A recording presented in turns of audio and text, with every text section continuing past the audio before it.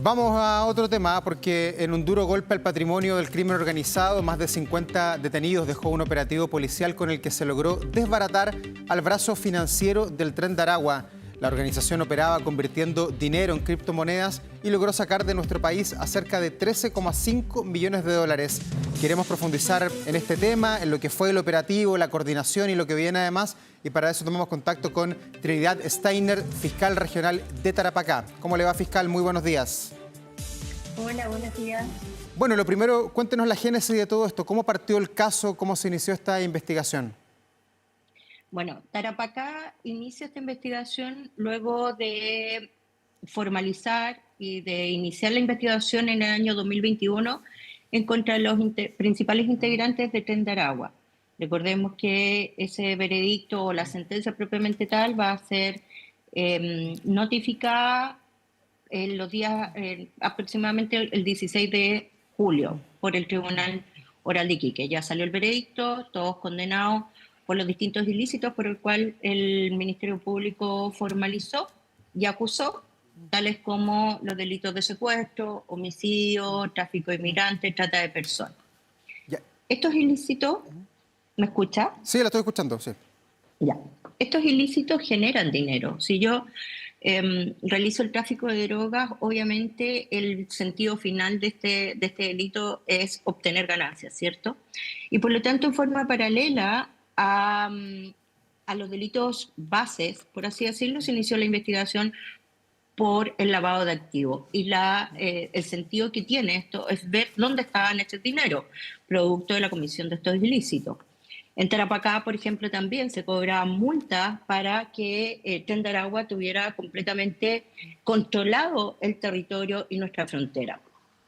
Y es así que empezamos a ver que en una primera etapa los integrantes de Tren de Aragua,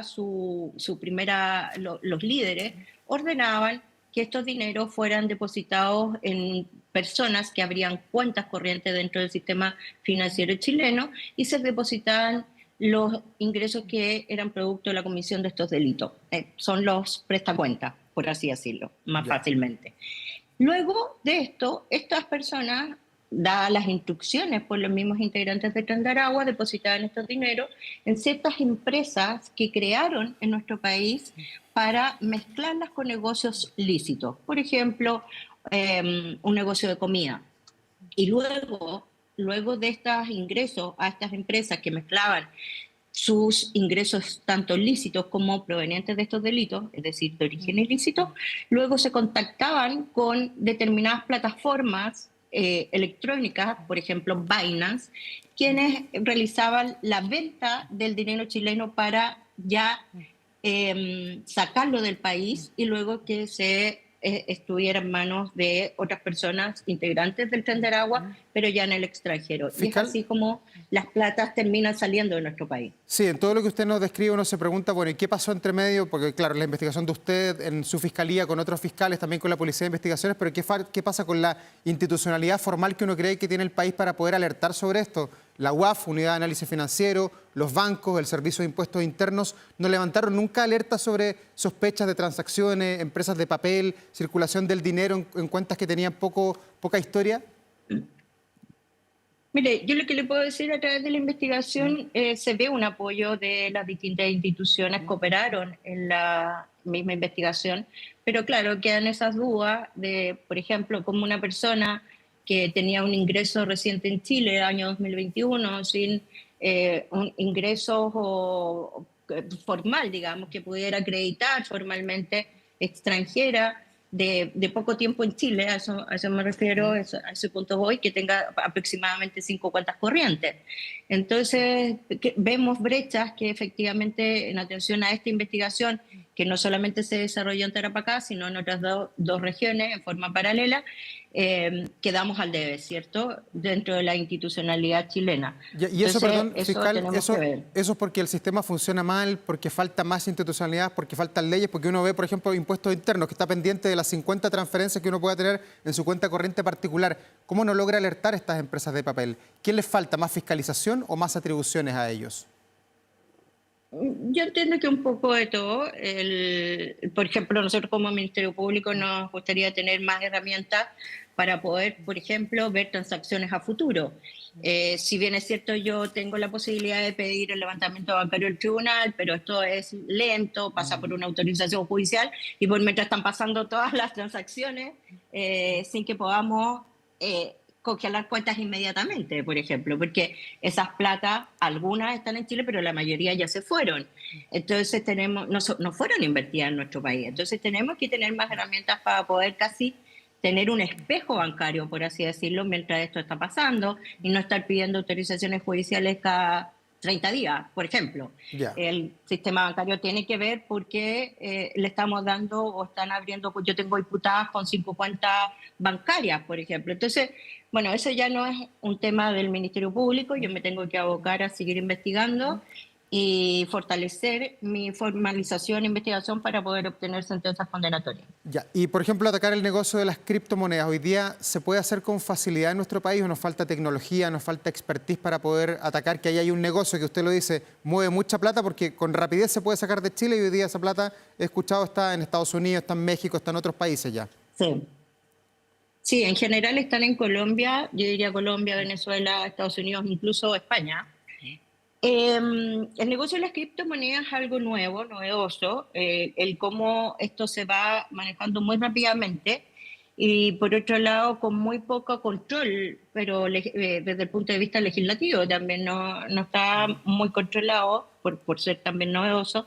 También nos llama la atención, por ejemplo, las cuentas frías, donde en un pendrive se mueve dinero y si tú dejas o no recuerdas la clave, ese dinero se pierde absolutamente. O sea, yo tengo un objeto material nada más. Ya. Entonces sí, tenemos que ver cómo abordamos estos nuevos sistemas y no quedarnos atrás. Tal como nos pasó con la investigación misma de lo que es el Tren de Aragua. O sea, nosotros como país nos tuvimos que acomodar rápidamente, y más que acomodar, sino que subir rápidamente a el cómo abordar este tipo de investigaciones, mayor tecnología, los sistemas, los software necesarios para poder basar los teléfonos, las cuentas bancarias importantes que nosotros tengamos la posibilidad de congelarlas más rápidamente. Bueno, hay una serie de desafíos que se nos presentan en atención a este gran paso que ya dimos, que es efectivamente poder analizar, investigar y descubrir finalmente cuál era el modus operandi de esta organización criminal. Ya. Fiscal, le quiero preguntar por los detenidos. Hay 52 detenidos, de los cuales 29 tenían situación regular correcta en nuestro país, tenían papeles para poder abrir cuentas corrientes. ¿Ellos solamente prestaban el nombre, ese era su trabajo dentro de este brazo del crimen organizado asociado al Tren de Aragua o no? Por lo menos en Tarapacá sí, efectivamente ellos ingresan en forma irregular a nuestro país, pero después efectivamente realizan todos los trámites para tener una formalidad dentro del sistema, porque si no tampoco podrían abrir cuentas, ¿cierto? Y efectivamente su labor, en un principio, o los que tenemos dentro de Tarapacá, es prestar las cuentas, de hecho se llaman prestacuentas, y ellos obviamente obtienen una ganancia por este movimiento de cuentas para después redestinarlo a las empresas de Tren de Aragua y quienes finalmente lo sacan del país a través de criptomonedas. Ya. Y en el estudio que usted ha podido hacer de cómo opera el crimen organizado, cómo opera esto que tiene que ver con los brazos financieros, 13 millones de dólares es mucha mucha plata, pero dentro de todo el botín que mueve el crimen organizado en el país, ¿qué representan estos 13 millones de dólares? O sea, es mucha plata. ¿Sí? En el fondo nosotros lo que estábamos viendo dentro de lo que es Tarapacá solamente son 6.400 millones de pesos. Entonces uno dice, chuta, no se deja impresionar de la cantidad de plata y cómo esta se fue del país. Sí, es mucha plata. Usted mismo lo está señalando. Sí, lo que pasa es que le preguntaba porque hay varios analistas que hoy día han analizado el golpe que dio ayer usted como fiscal, Ministerio Público y la PDI, dicen que bueno, estos 13 millones de dólares es mucha plata, pero que toda la plata que movería el crimen organizado es en torno al 4% del PIB, que es mucho más, por eso le planteaba la pregunta, pero es solamente un comentario que hacen ahí algunos analistas. Quería preguntarle, fiscal, por la colaboración internacional. Hoy día, ¿hay colaboración internacional para desbaratar este tipo de demandas, por lo menos en lo que tiene que ver con lo financiero? Mire, hemos ido avanzando con ciertos países. Por ejemplo, Colombia ha sido un aporte en este tipo de investigaciones. Es más, tenemos ciertas extradiciones que ellos han colaborado y se han puesto a disposición de nuestro país. Sin embargo, tenemos otros donde no es imposible obtener algún tipo de colaboración. De hecho, seguimos con temas de no tener la identidad específica de esa persona hasta que llega a Chile y en definitiva se le da un RUT determinado para regularizar la situación en Chile, pero no es que sepamos realmente quién es en atención a ese país, me refiero específicamente, por ejemplo, a Venezuela. No están las coordinaciones necesarias todavía para una cooperación eficiente. Hemos ido avanzando con algunos países, por ejemplo, Colombia, es cierto, pero nos falta con otros. ¿Y esta operación implica extraditar a personas que están en el extranjero? ¿Quiénes son y cuándo eventualmente podrían llegar a Chile? ¿Cuál es el rol que tuvieron en todo esto? Ya, mire, son de nacionalidad venezolana. El proceso es formalizar en ausencia y luego pedir la extradición. Esa formalización debería ser el jueves. Tenemos 3, nosotros por lo menos integrantes de esta organización criminal que vamos a proceder de esa manera. Luego de eso se solicita la extradición y viene toda una solicitud ante la corte respectiva y luego las respectivas autoridades del país respectivo. ¿Cuánto se demora? Depende. Nosotros estamos con la extradición, por ejemplo, de Larry Changa, uno de los integrantes de Tren de Aragua, desde febrero del año pasado, que se encuentra otorgada judicialmente, pero no se ha concretado. ¿Se fija? Yo no le puedo dar un tiempo. Sí viene un proceso judicial, que es la formalización en la ausencia, luego solicitar la respectiva extradición ante la Corte. Si se otorga, ya vienen los procesos más diplomáticos administrativos. Y en las personas que están detenidas, que son 52, ¿usted va a levantar cargos solamente vinculados al dinero, a la ruta del dinero? ¿También van a imputarles otros delitos a estas personas?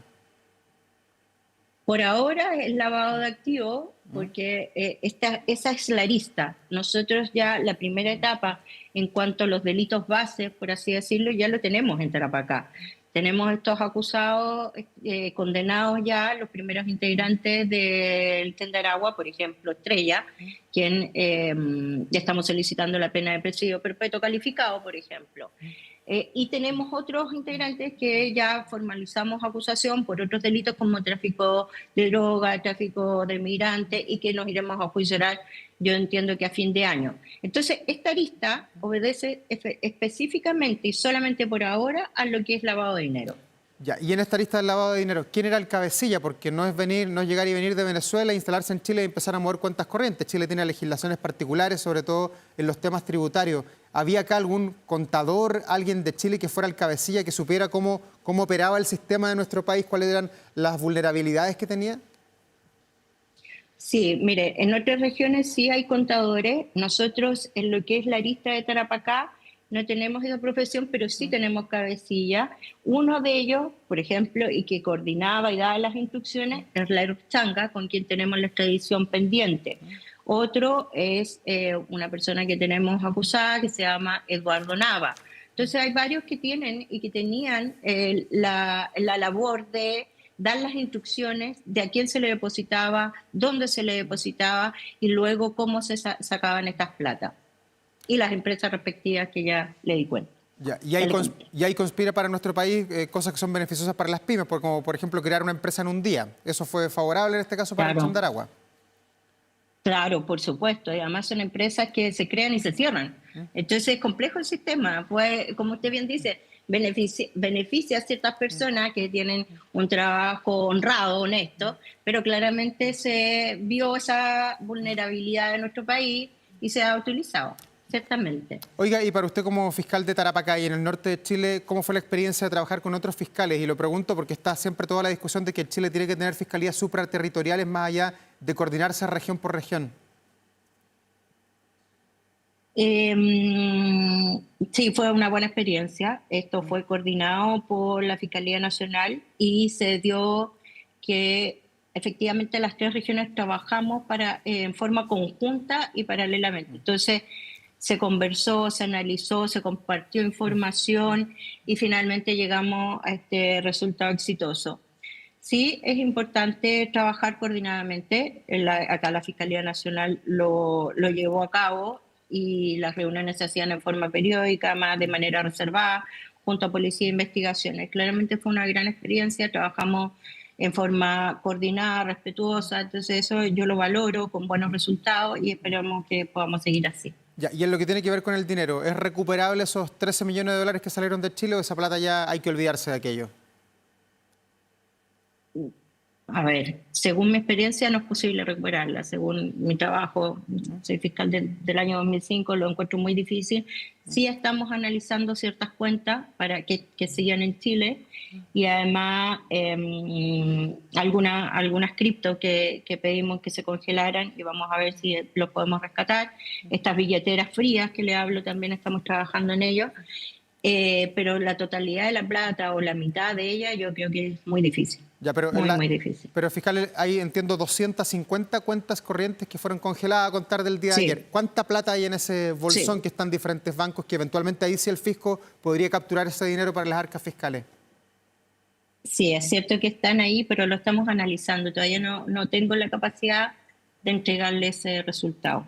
Ya, y espero que el jueves pueda tenerle noticias más concretas. Oiga, y en lo macro, como dice ahí en lo que está en pantalla, ¿cayó el brazo financiero del Tren de Aragua o cayó parte del brazo financiero del Tren de Aragua? Parte. No creo que podamos nosotros descansar aún. Tenemos que seguir investigando, seguir analizando todo lo incautado, también el congelar estas cuentas, nos van a dar otras líneas investigativas. Por lo tanto, nosotros no podemos descansar, tenemos que seguir investigando, analizando.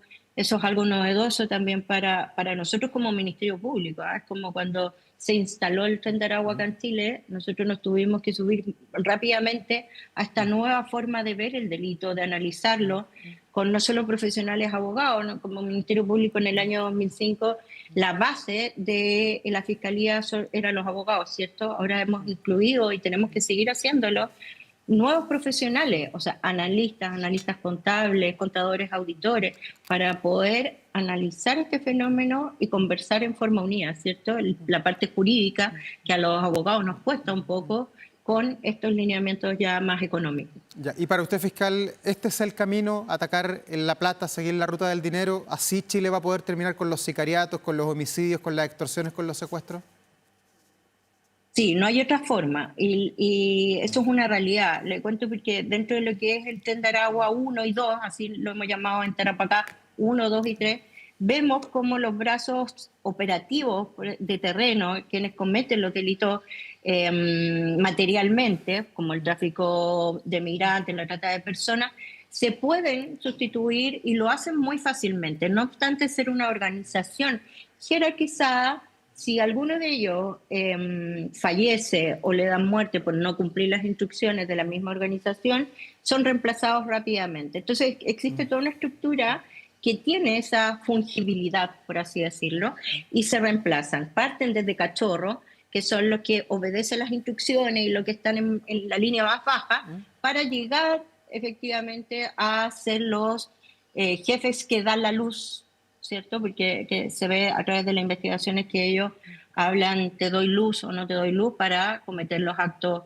los delitos que hemos investigado, como ya me referí, la trata de personas, el tráfico de drogas, de migrantes, el homicidio, el secuestro. Entonces, ellos van subiendo muy fácilmente. Y la única forma de que podamos efectivamente desbaratar y de que entiendan que en Chile no se puede venir a cometer ilícitos es atacando el lado financiero. Sus plata que finalmente llegan a otros países y a otros líderes, ¿cierto? Que deben de ser los que están más arriba dentro de esta estructura criminal.